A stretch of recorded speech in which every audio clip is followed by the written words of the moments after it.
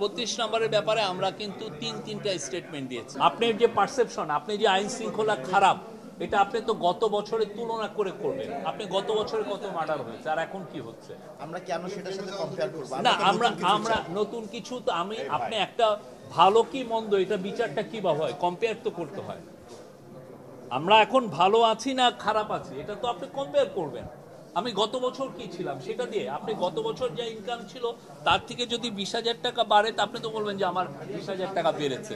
হ্যাঁ, আর আপনি 32 নম্বরের ব্যাপারে আমরা কিন্তু তিনটা স্টেটমেন্ট দিয়েছি।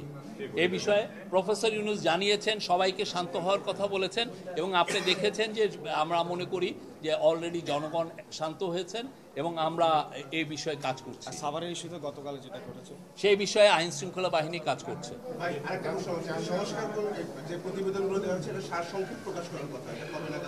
এটা আমরা জানেন গত 2 দিন কিছু উদ্ভূত পরিস্থিতি হয়েছে। আমাদের তো আগে প্রফেসর আসিফ নজরুল স্যার জানিয়েছিলেন যে আজকে এটা হওয়ার কথা। আমরা চেষ্টা করছি আজকে এটা দেওয়ার, যদি না হয় 1-2 দিনের মধ্যে হবে। গতকাল স্যার আপনার প্রধান উপদেষ্টা বাসভবনের ওখানে প্রাইমারি কিছু লোক গিয়েছিল, 6,531 জন সুপারিশপ্রাপ্ত এই সরকারের আমলে হয়েছে, তারা আবার এখন বঞ্চিত হচ্ছে। এই বিষয়ে আমার মনে হয় যে তাদের উচিত আমাদের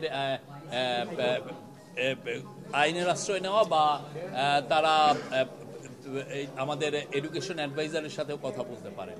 হ্যাঁ, এই প্রত্যেকটা জিনিসের আমরা দেখেন গত 6 মাসে প্রায় 180টা আন্দোলন ঢাকায় হয়েছে।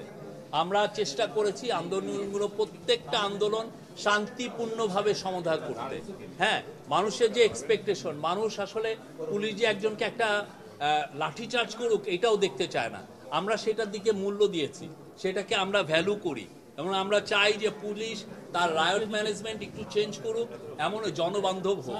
সেই ব্যাপারে আমরা চেষ্টা করেছি এবং সেই কাজগুলো হচ্ছে। এবং আমরা দেখেছি এখন দেখেন 180টা প্রায় সবগুলো আন্দোলনই আমরা শান্তিপূর্ণভাবে শেষ হয়েছে।